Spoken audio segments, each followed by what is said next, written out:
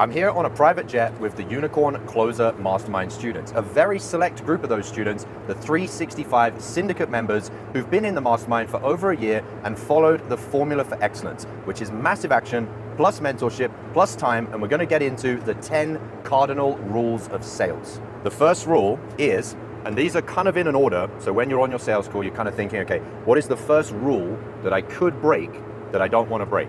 What do you think that first thing is when you get onto a sales call? And these are more tactical, by the way. These are not so much energetic. Judgment. Nope.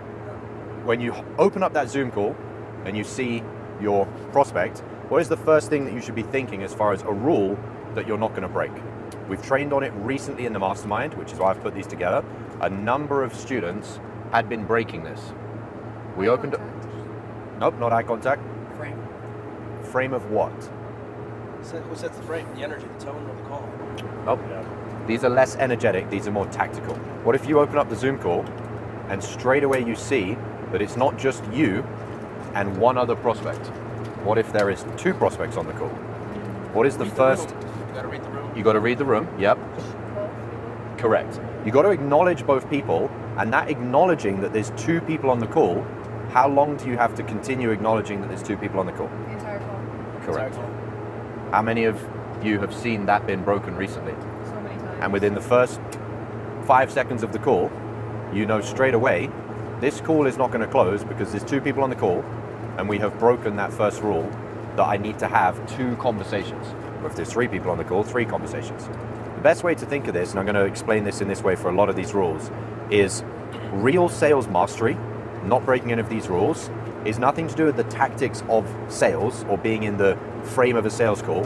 It's social calibration. Yep. If you went to a group and you wanted to have a conversation with one of the people in that group and you just ignored everyone else in the group, how long do you think it would be until the one person that you're talking to is going to start to feel uncomfortable because of your lack of social A calibration? couple of seconds. Yeah, maybe a little bit longer. Maybe after 60 seconds, they're kind of like, okay, you're having a conversation with me, but what about everybody else here? They're kind of not involved. Now that's just a group interaction where you want to have a chit chat with someone. Right. What about if that person is also involved heavily, a romantic partner, business partner, in the decision, in the results of that decision? Okay, so the first cardinal rule of sales in terms of chronological order on a sales call is when you open up the call and you see that there's one person on the call, or two people, or three people, you are changing the whole dynamic for the rest of the call because you're going to have a conversation with more than one person. Does that make sense? Yeah. Yeah. Are you going to talk about like how you change your language? Are you asking them each the same question twice, or are you saying like I want Great to point. know what Let's- you both? Yeah. Let's get into that. How do you do that tactically? Great point. First thing is anytime it's a very important question that's getting to the meat of things, I would ask it to both people. So I would say to a husband, on a call with a husband and wife, what is the biggest challenge in blank right now? Now, if the wife is not sat there nodding along like she completely agrees and you can see, okay, she absolutely is on board, there's nothing that she was a bit hesitant about, then I wouldn't ask it again. But if the other person, in this case the wife, is sat there kind of, looking like this, like, I kind of agree with that, I kind of don't agree with that, I could say, what do you think? But if I say, what do you think to the other person, they might just add a little tidbit on, like, oh, well, I kind of also think this. If I take a step backwards and say, okay, cool, makes total sense, I recap to the first person, and then I say to the other person, Jane, in your opinion, what is the biggest challenge? I'm now giving it a completely open floor for both people. So the social calibration is trying to see how aligned are both people on the call. If you ask one question and the other person is clearly aligned, you move to the next thing, the next question, not question on the script, but next question based on what has been said already. If you can see that there's a bit of distance, depending on how far the distance is of the opinions of both people, I need to ask a slightly different question. If I can see Jane has been nodding along, and then the husband said one slight thing, and she was like, then I might say, hey, I noticed that when husband said this, you may have had something else to add or something slightly different. What was going on there? And I'll ask a very direct question to just get that minute thing. Because remember, on a sales call, one of the key things we have to do is get all of the information whilst being aware of the time. One thing's to get all the information and be on the call for 3 hours. That's not going to work, especially if you've got back-to-back calls. So the choice of your questions is based on the calibration of what's going on. If I ask an opening question, what's your biggest challenge right now? Both people are aligned, boom, we move on. We go deeper into the call. Someone's slightly off, I'll ask, I noticed this specific thing. Why did you have that face expression? Or why did you hesitate for that or whatever? If they're completely off, I'm just going to go backwards because I don't want to move deeper into the call and find that that gap is getting wider and wider and wider because I was just trying to bring the other person in a little bit. I want to take that big gap of disagreement and say, Jane, what's your opinion? What do you think is the biggest challenge? And she'll say something completely different. And then the very next thing before we go deeper into the call is trying to bring them closer together. Okay, so husband said this, you said this. Why such a big difference between the two of you? And I'll be curious about that. Why such a big difference between the two of you? Okay, so the first cardinal rule of sales is how many people are on the call? How many people are you trying to get aligned with the information that you're gathering? First and fundamental rule. I have a Make thought. sense? Go for it. So, whenever I've had couples, whether it's a couple or whatever they are, after a couple of questions, I tend to see, okay, who is the one that's more descriptive in terms of how they answer the questions, like how they just answer my questions. I feel like the one that's more articulate or the one that's more engaged, that's the person that I would focus a lot more throughout the whole conversation as like they're the leader and they're the ones that are ultimately going to make the decision. How do you know someone's the leader? Because they're more descriptive. I don't, but I feel like that's a pattern that I've had in my Funny calls. enough, I had a completely different experience.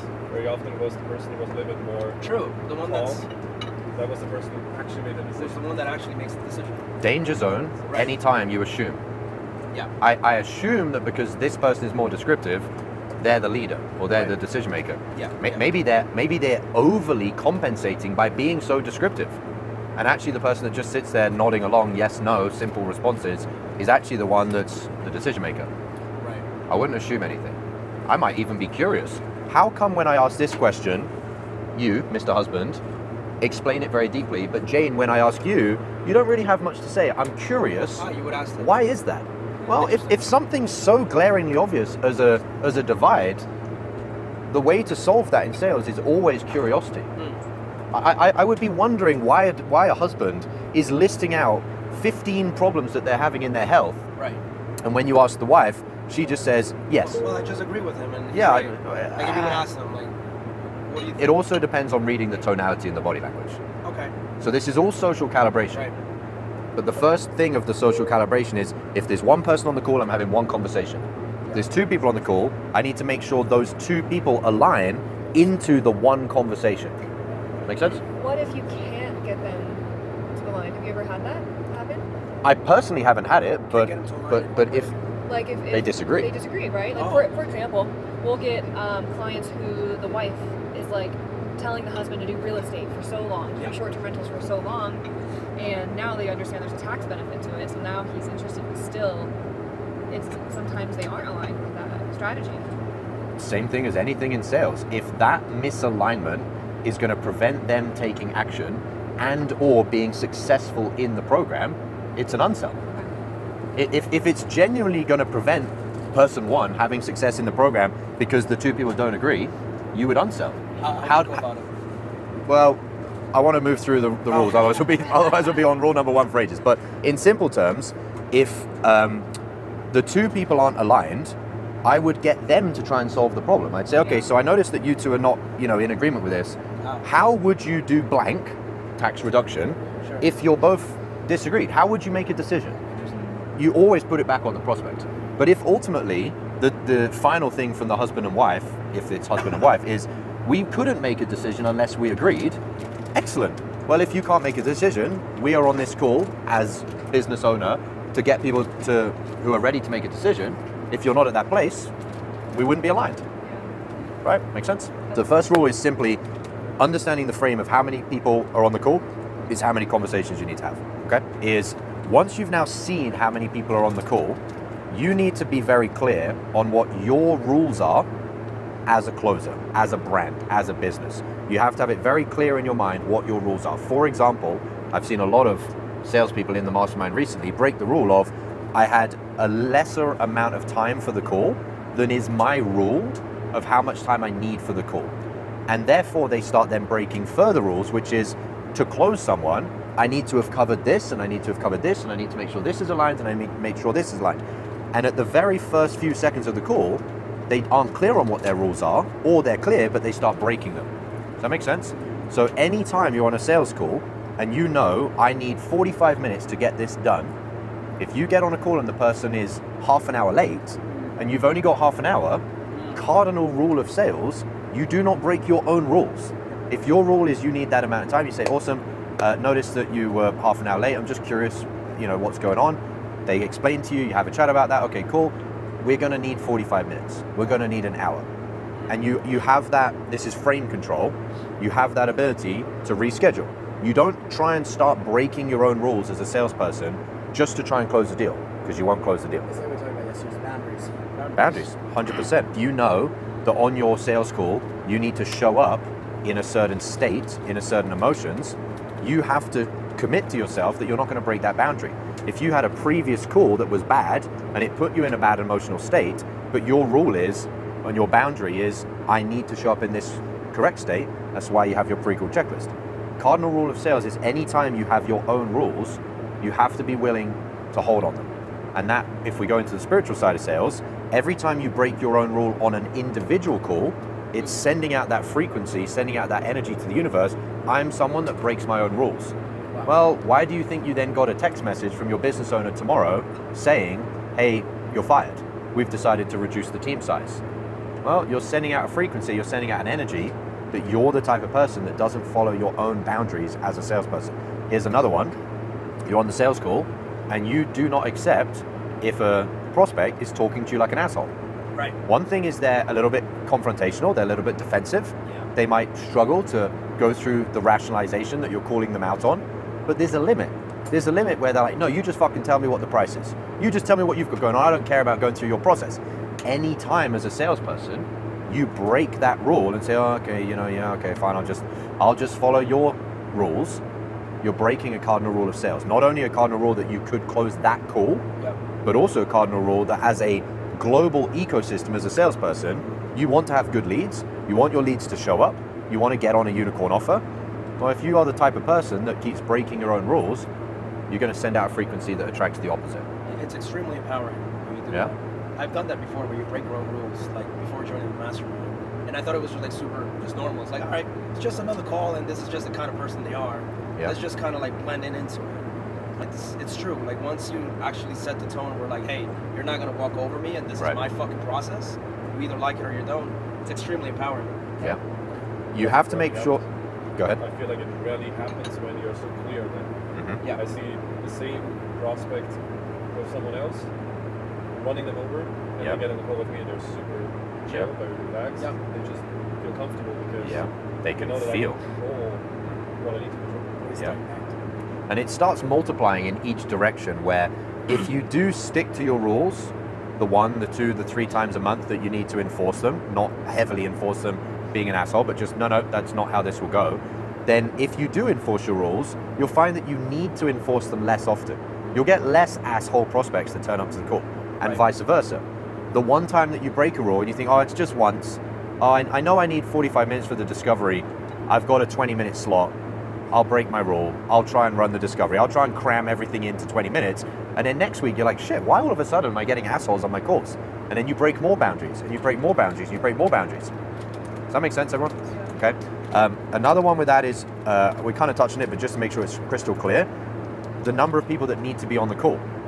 If you get on a call, and you know you need both decision makers on the call, and you just run the discovery without it, you're breaking another one of your boundaries. So whatever your list of rules are, which will be a combination of things that we teach you in the mastermind, hey, if there is 2 decision makers, you need them both on the call.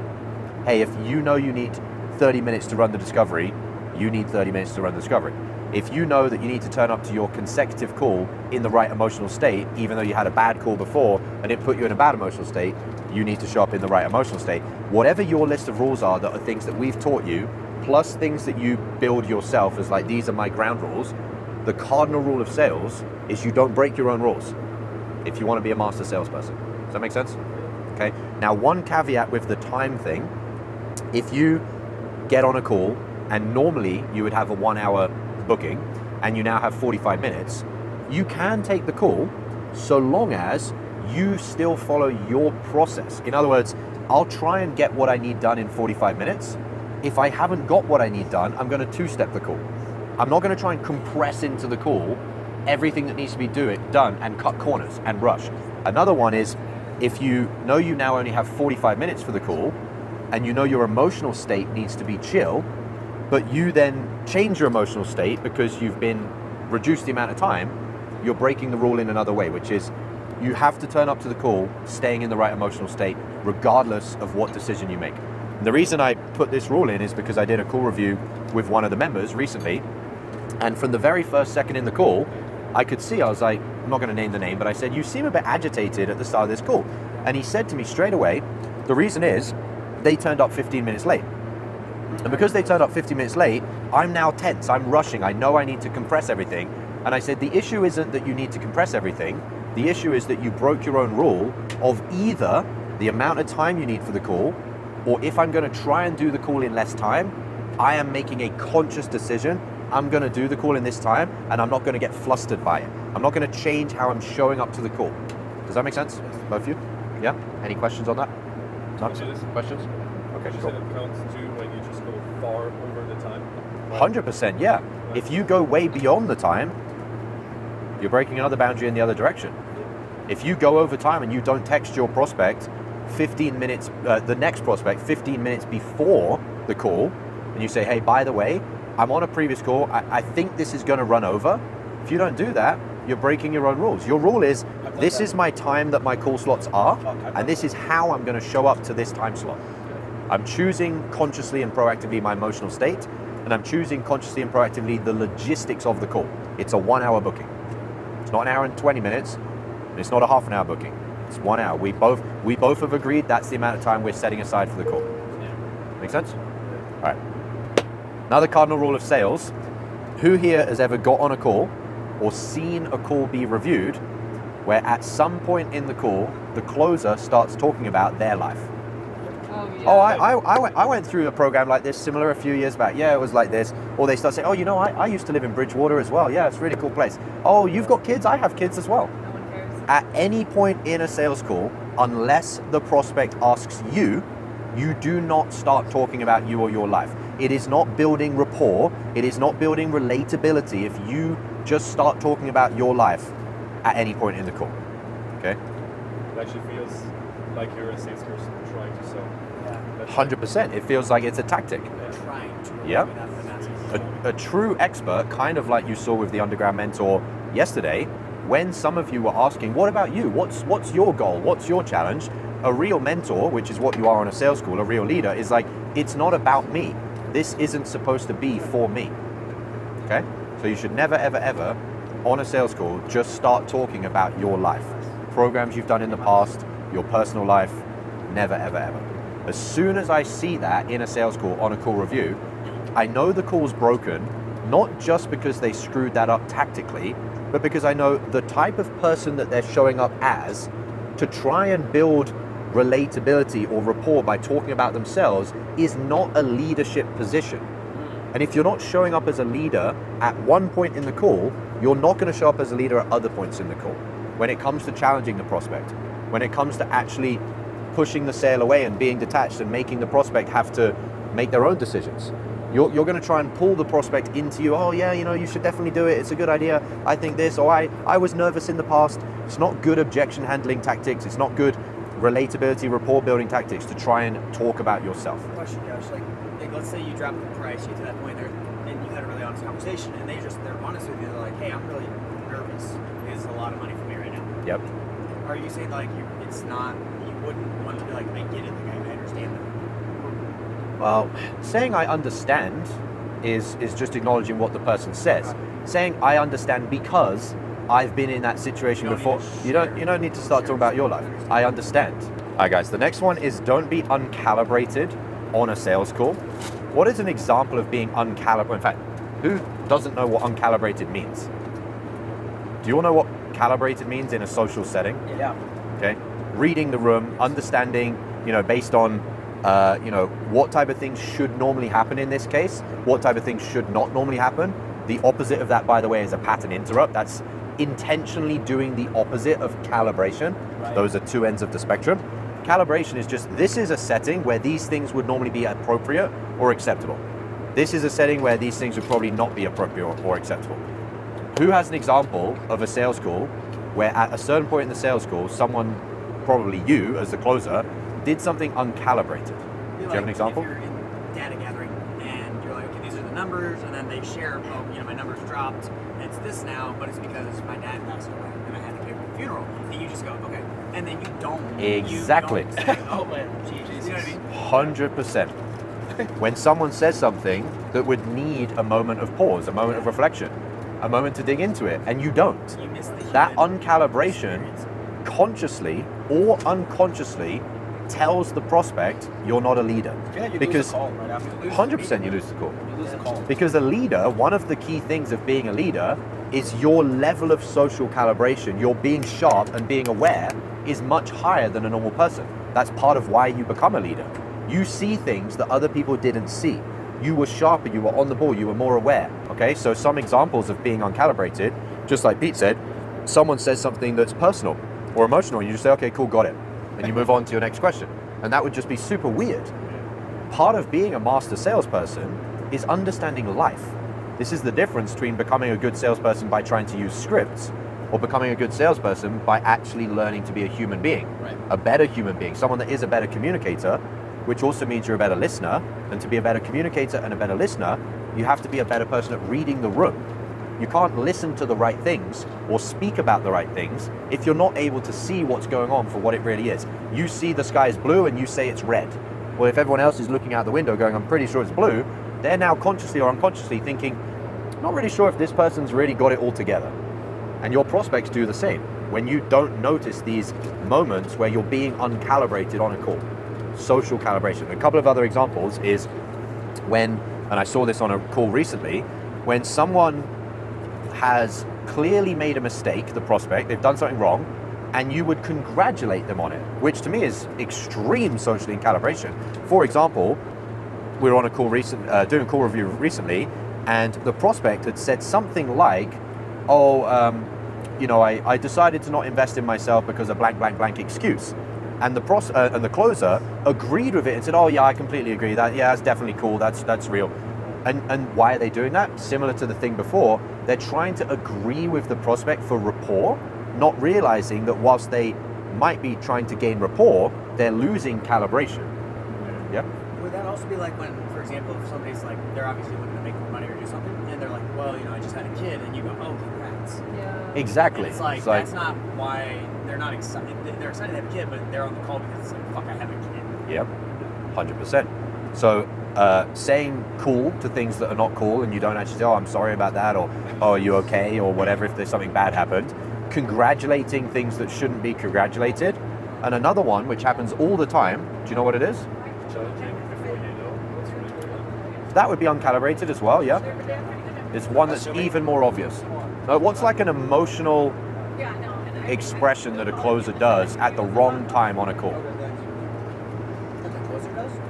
The closer is doing it. Like, oh, like a wrong emotion. Have you ever seen a call review where a closer starts laughing about things? You're like, why are you laughing? Like it's not funny. Or like and usually it's because they're trying to mirror the prospect. But the prospect is expressing those emotions or behaviors actually out of discomfort. They say, oh, my business was doing really well and then it tanked. Ha ha ha. And the closer goes, ha ha ha. That's socially uncalibrated. You actually need to notice that that is not something that should be being laughed about. And having that leadership position is saying, even though principally this might break rapport because I'm not mirroring the emotion of the prospect, I need to intentionally not mirror them because it's the truth. The truth is that's not funny. So I wouldn't laugh. Does that make sense? It's like when you ask them like how much you're making right now. And they're like, oh, haha, not like much. 80 grand, and it's like that's what everybody makes in America, right? Ha ha ha, and it's so easy to fall into that. Yeah, and you start becoming buddy-buddy. You're like, yeah, bro. Buddy-buddy is socially calibrated in a buddy-buddy situation when you're with your best friend. Buddy-buddy is not socially calibrated when you are the closer on the call with a prospect. So understanding how you need to show up is based on understanding the calibration.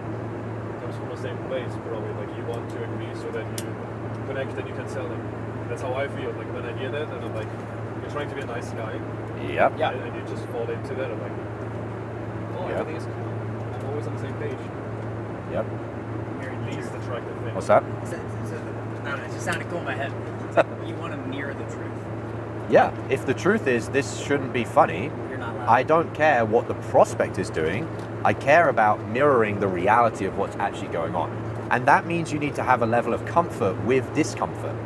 Oh, they're laughing and I don't really find this funny because their business is dying, which is their livelihood, which is how they put food on the table for their wife and kids.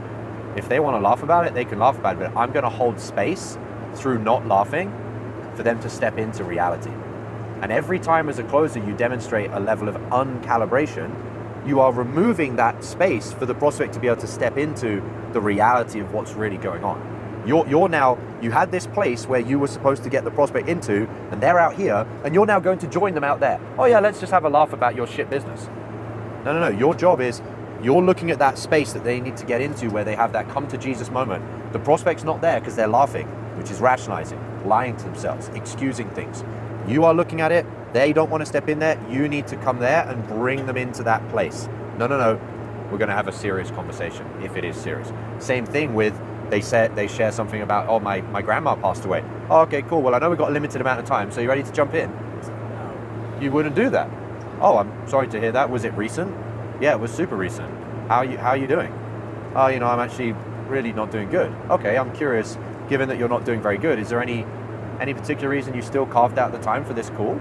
Yeah, honestly, even though I'm really not doing very well, I know that the best thing for me to do is fix another problem in my life. Otherwise, I'm just having one problem stack into another problem and another problem. Okay, that makes total sense.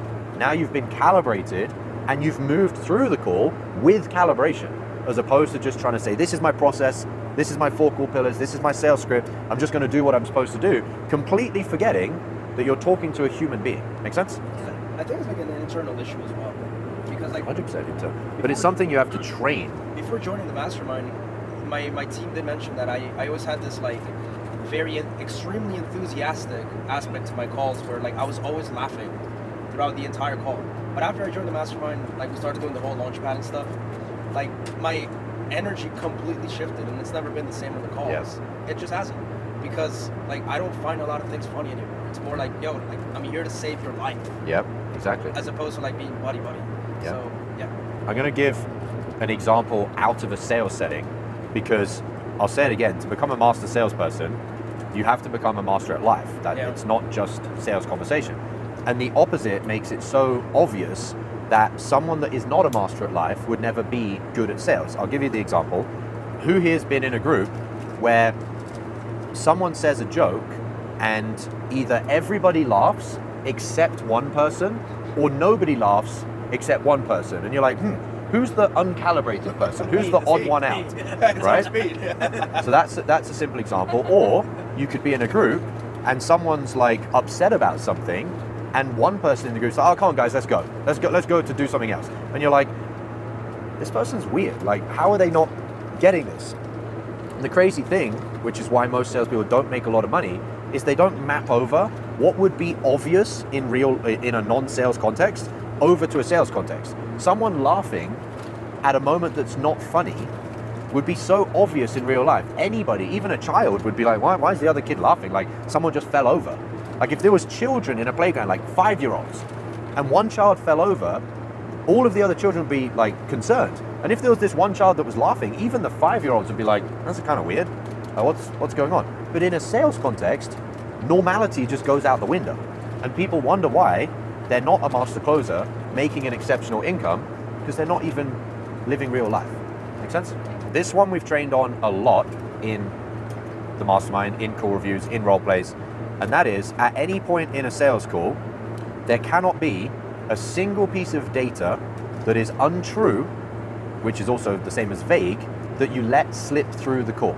The moment at any point in a call, even if you're 2 minutes in and you brush over something that you have not specified, you are creating the frame for the rest of the call that the prospect knows you're not on the ball.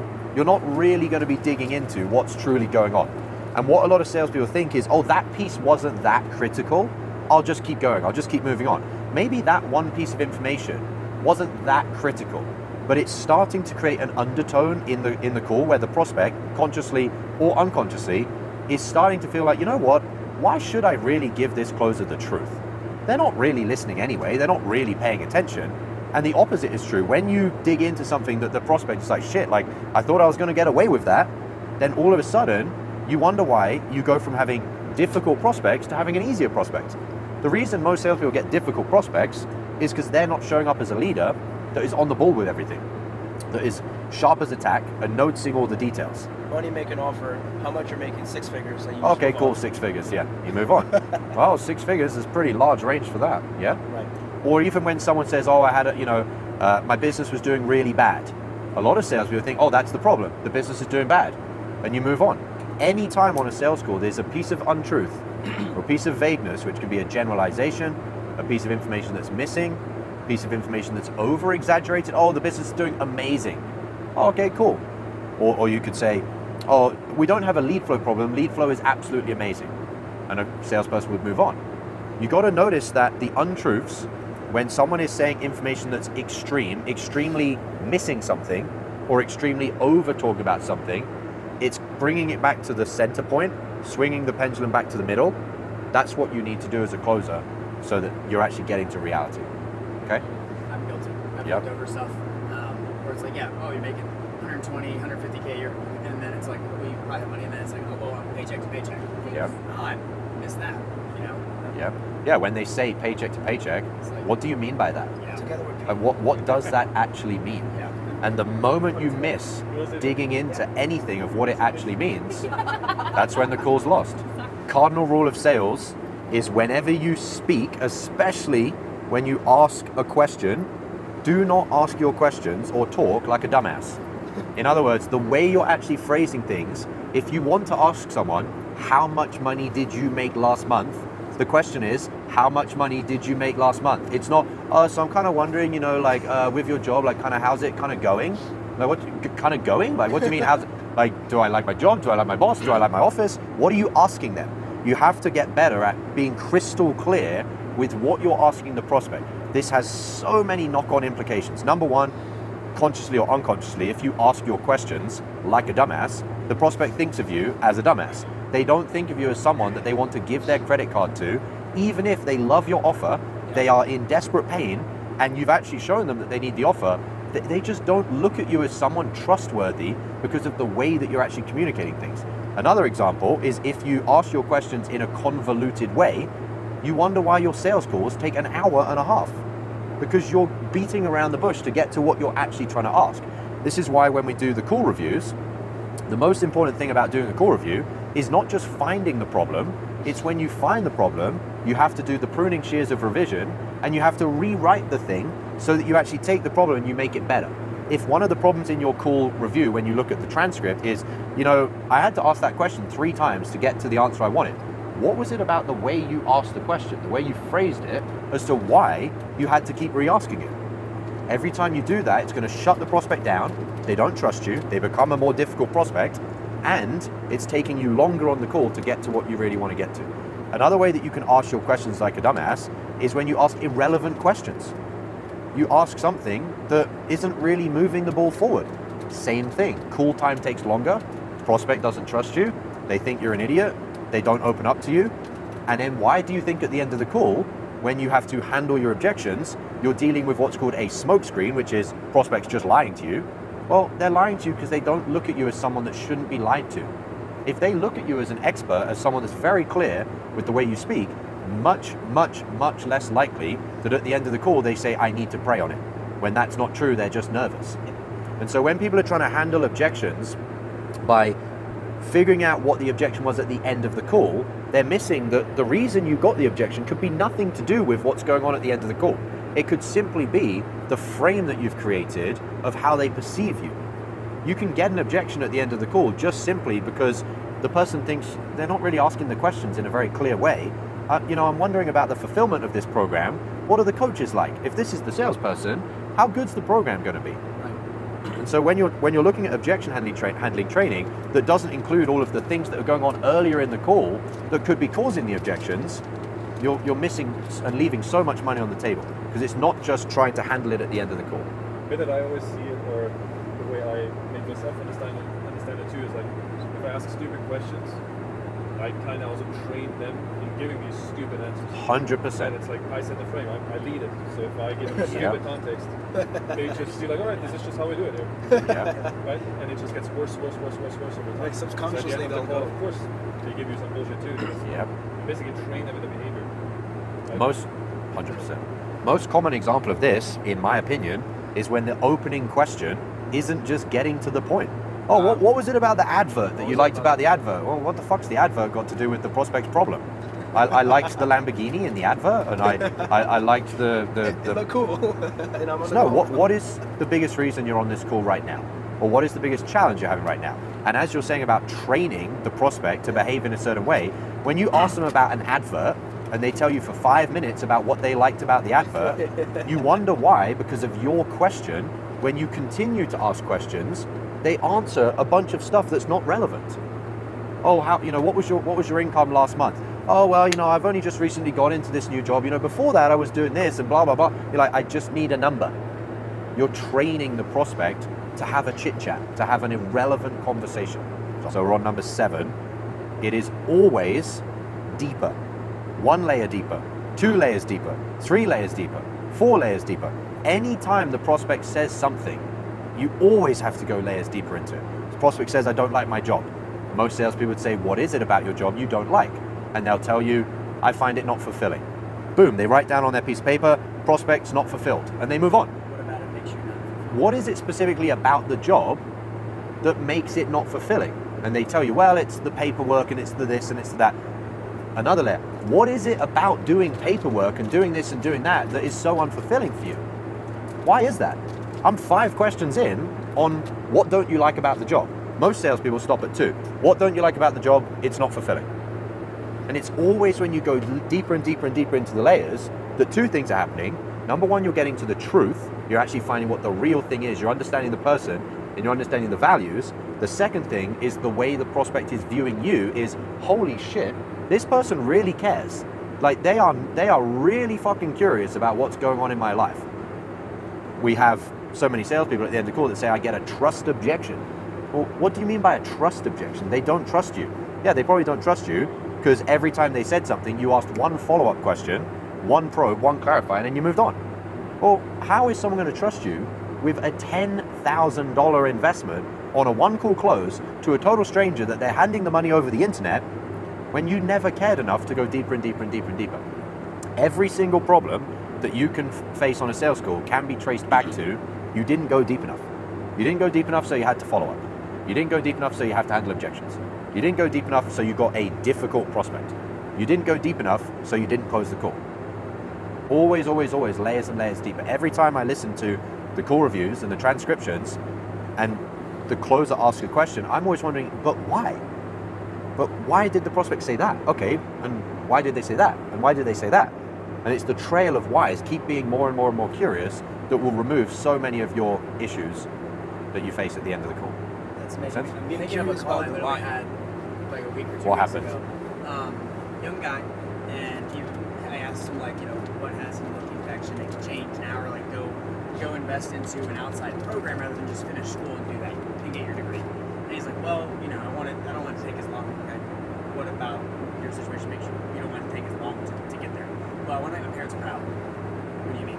Right? And they told me, well, with my culture, at this point in life, I should be more successful than I am. Interesting. I was like, well, you're going to get there in a year anyway. So what's got you on the call today that's like a fire under your ass that I'm not understanding? And he goes, like a big heavy sigh, right? And he goes, well, I've got this girl back home because he's from India. And he's like, and her family, they do the arranged marriages. I'm not where I need to be yet. And I might lose her to another man because I'm not making enough money. So notice the 3 layers. First of all, it's time. I want to do this thing quicker than this thing. Yeah. Most salespeople, okay, you want more speed. You want to accomplish whatever you want to accomplish quicker.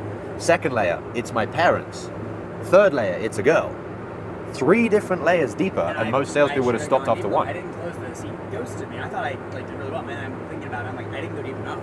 Yeah. What do you like about the girl? And so I asked him. I didn't go deep enough, and I said, "Is this the person you want to spend your life with?" That's what I asked. Is yes, but like I don't think that was enough. Like what about like losing her? You know what I mean? I think I could have maybe gone different. Yeah. But I was like, okay, I know that's the thing, but I didn't dig into the thing once I found it. I was like, oh, Yeah. that's it. And the other thing is going back to one of the other points of like asking questions badly. Leading questions is another dumb way to ask questions. Yeah. You know, asking, is this the girl that you want to spend your life with? It's quite leading. It's a yes or no. Yeah. What is it about losing this girl that would be so bad? What is it about, make him have to sell the story? I think that's where I lost it. Whereas what you're trying to do is you're like, I've got the thread, I'm going to box him in. The moment you try and box the prospect in, because you're narrowing down the thing that you're trying to get to, you actually don't realize that it's the breadth of the story that they tell you.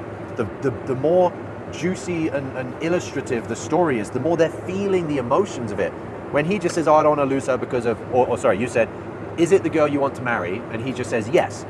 Well, there's not really any emotions in that because he's not telling you the story. He's not having to sell the story. When you say, okay, it sounds like this girl, you know, is someone that you don't want to lose. What is it about this girl that would make losing her so bad? Now he's like, oh, well, we went on a picnic and we did this and we did that and we did this and it was so nice. Why was it so nice? I would still be going deeper. Not just, oh, okay, he's told me the story. Yeah. Why is that so nice? I think that's where I lost Yeah. it. Because you could see his face, like it dropped. He was like, man, that's the thing. You can see his energy shift. That's another thing as far as the layers deeper is a lot of salespeople, they'll see the first emotional shift and then they'll stop.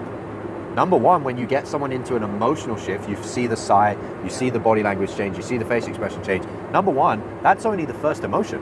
What if I can get them to go through 3 or 4 or 5 different emotional changes? They've gone on a fucking roller coaster with you. Or you get them into that first emotion and you hold them there by more questions and more questions. Tell me more about the pain. Tell me more about the guilt. Tell me more about the shame. Tell me more about the heartache. Tell me more about the loss, the frustration, the annoyance, the boredom.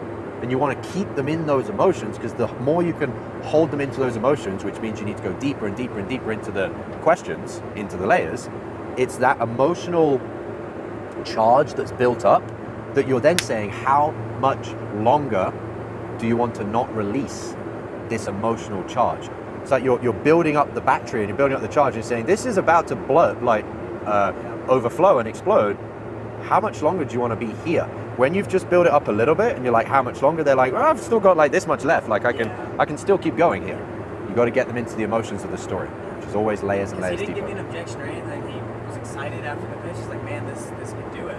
And then he goes, like, no objection, because if there wasn't any objection, like, it solved his problem. But it's, I think, because I didn't do that. Yeah. Well, usually when someone ghosts you, it is that you've gone further than a lot of salespeople, because normally they wouldn't ghost you. They would come up with a bullshit excuse. Yeah, he just goes, He knew he can't come up with a bullshit excuse because you've gone deep enough to know what's really going on. Yeah. But you hadn't gone even deeper that he has to do something about it right now, regardless of the price, regardless of the commitment.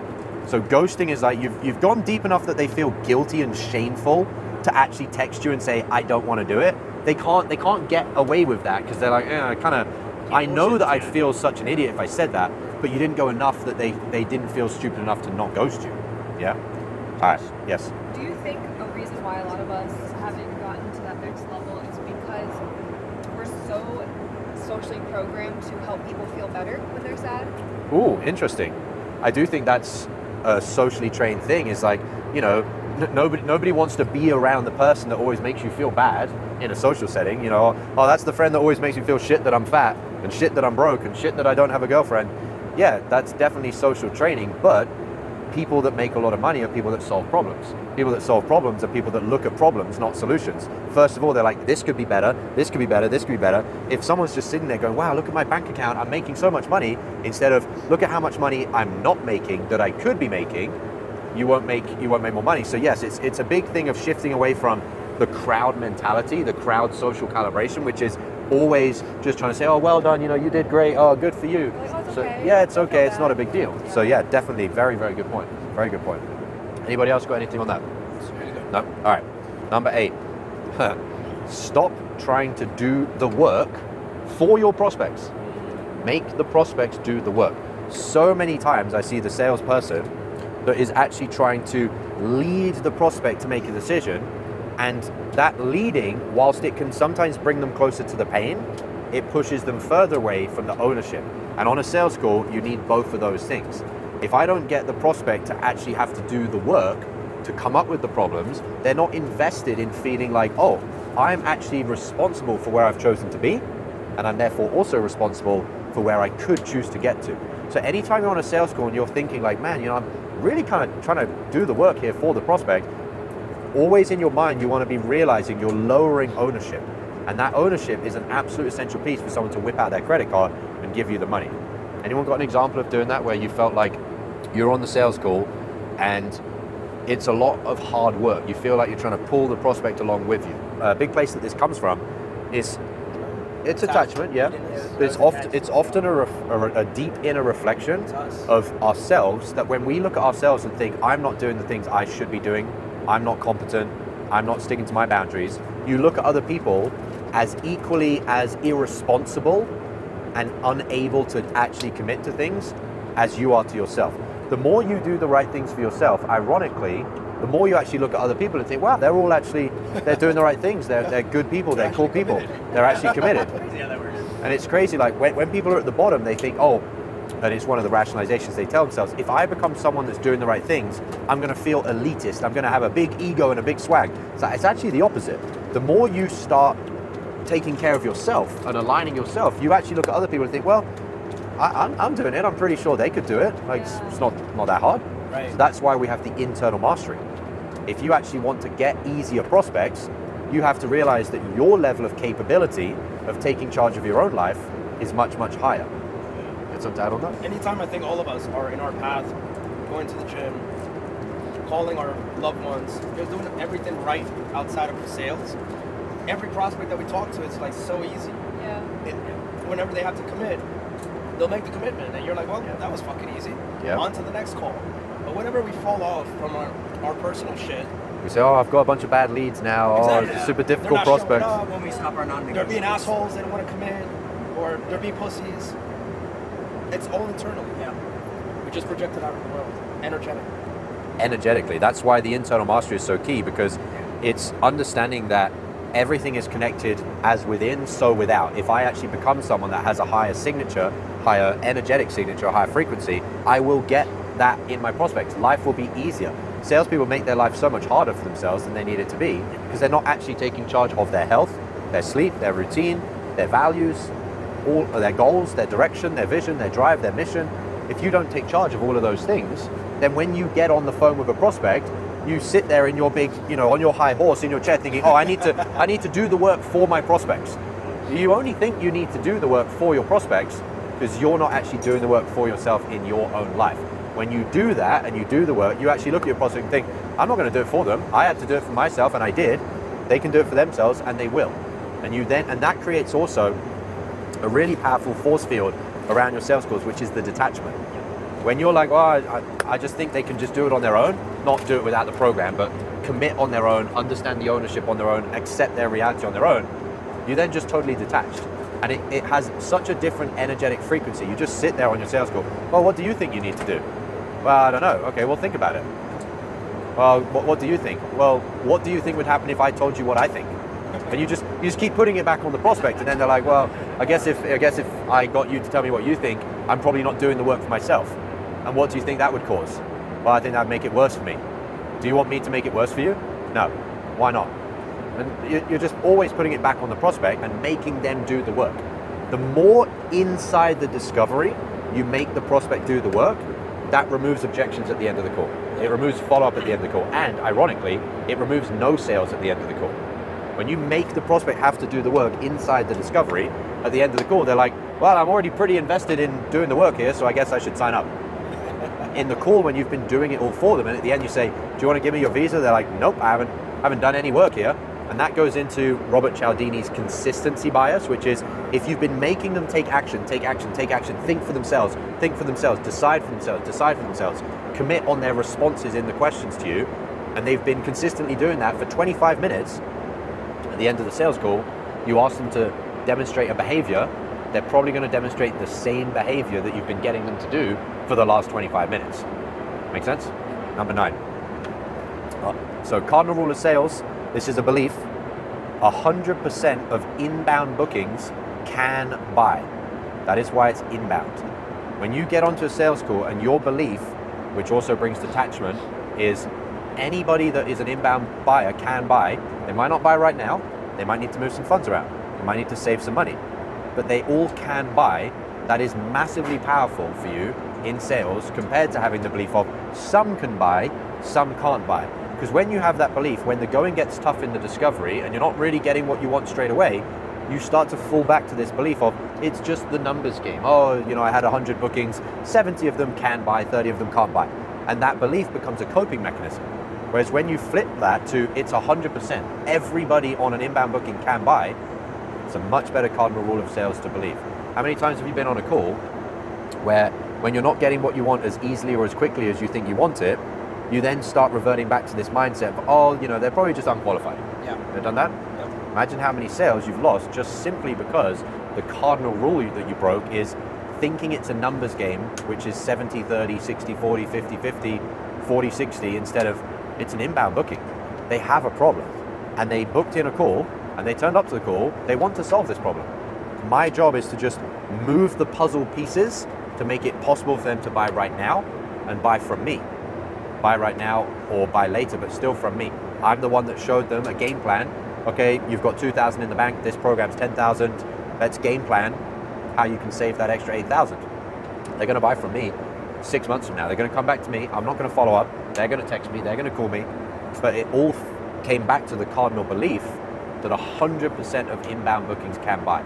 Anytime you're on a sales call and you start backing off, getting lazy, not really believing that this could be a buyer, I can always bring it back to if I ran a diagnosis or a discovery on the salesperson, they have a belief of like, well, they're unqualified. How do you know they're unqualified for what? It's an inbound booking. They have the problem that you solve and they turned up to a call. In what way are they unqualified? They don't have the money. Well, maybe not right now today. So what, are you condoning them to have this problem for the rest of their life? No, that doesn't sound very selfless. Okay, so what was the game plan that you gave them? Oh, I didn't do that. All goes back to this belief of 30% of my leads, or whatever the arbitrary number is, are not people that can buy. If you delete that belief and just have it at 100%, you will close more people. Okay? Final one, I think we're coming into land. So there is zero reason for objections. There is not a single reason on a sales call that someone can give me why there is any logical reason to have an objection at the end of the call. During the sales call, you can cover their finances in the discovery. Why would there ever be a point where you haven't clarified how much money they have and why, if they do, they want to invest in this solution? There would be no reason on a sales call why someone says they need to think about it at the end of the call. You've already gone into the discovery, what the problem is, how it's affecting them, how long it's affecting them, and are they willing to keep waiting? And if not, why not? And there's no reason at the end of the call for them to say, I need to think about it. Partner objection. You get them into ownership on the call that the problem they're facing for the period of time they faced it and the implications of that problem is nobody's fault but their own. 100% ownership on them. Any of the things that people see as objections, the reason I never got them in my sales career when I was making 100 grand a month in commission is because UM put the belief into me that there's no reason that even exists. Like, there's no such thing as an objection. It's just you got a repercussion at the end of the call from something that you didn't do in the discovery. Some place where you didn't go deep enough.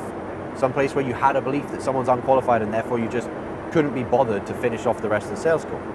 Somewhere in the call where you didn't follow your rule that there's 2 people on the call. I need to have 2 conversations. Well, I didn't have 2 conversations, so now I got a partner objection. Oh, I need to talk to Mary, who's been sat here for the last 45 minutes and see what she thinks. Fuck. I should have asked her what she thought for the last 45 minutes. There's no reason on any sales call that you would ever get an objection. 0 logical reasons why that exists. Okay? So that, guys, is the 10 cardinal rules of sales. I'm going to run back through them really quick. You don't have to clap, guys, but thank you. And the reason I put these together for you guys specifically is, thus far, the ratio of how many times you guys have broken these rules is much less than the other people in the mastermind, otherwise they would be the ones on the jet. But for you to stay at the level you're at and continue to go to the next level, you have to break these rules even less. At the moment, I'll just make an arbitrary number. For every 100 calls, you might break these rules on 20 of them. Well, if you get to a place where you break these rules on 1 out of 100 calls, you will get to the next level. These are the reasons that you aren't at the next level. And so I wanted to lay it out for you like, okay, this is what's got you to this level, and all you need to do to get to the next level is follow these rules more religiously, more strictly, be more aware of them. So number one, however many people on the call, how many conversations you need to have. Number two, don't break your own rules. If you know you need blank amount of time for the call, that is how much time you're going to set for the call. If you know you need these 2 people on the call, the 2 decision makers, that is your rule. You don't break your own rule. If you know that you shouldn't drop the price, you shouldn't drop your mood because you had a previous call that didn't close, that is your rule. You set that rule and you follow that rule. Number 3, never talk about your own life. At no point in a sales call, talk about yourself. Number 4, don't be uncalibrated. Don't ever be on a sales call and laugh when it's not appropriate to laugh. Say cool when it's not cool because you're trying to be in rapport and you feel a bit uncomfortable to break rapport. Don't congratulate people on the fact they haven't made an investment or the fact they've been lazy. Oh, I get it. People are lazy sometimes. Why the fuck would you say people are lazy sometimes and congratulate them on being a normal person? Next one, can't let a single untruth or piece of vague information ever slip by on a sales call. Don't ask questions like a dumbass. Don't ask leading questions, jumbled up questions, irrelevant questions. Number 7, always go deeper. 2 layers, 3 layers, 4 layers, 5 layers, 6 layers into why. Why is that important? Okay, why do you say that's important? But why? Was there a specific time that became important? What happened? Always layers deeper. Don't do the work for your prospects. Make them do the work. Otherwise, they won't have the ownership and the consistency to take ownership at the end of the call because you didn't make them take ownership and do the work during the call. Number 9, every single inbound booking can be sold. Maybe not today, but they can be given a game plan that they will come back to you at some point because it's an inbound booking. We're not cold calling random strangers. They said, hey, hand up, I have this problem. Hey, hand up, I'm turning up to the call. I want to fix the problem and solve it right now. Inbound booking, 100% of them are qualified. The final one, there is 0 reason that you should ever have objections in your life as a closer. There's no reason they should say in the call, I need to think about it. It's more money than I thought it was, and I'm not committed to investing money. I need to speak to a spouse. Any objections? They are all issues that can be fixed in the discovery. So if you guys, and lady, for the imminent future moving forward, don't break any of these cardinal rules, you will max out your commissions. These are the things you can't break, okay?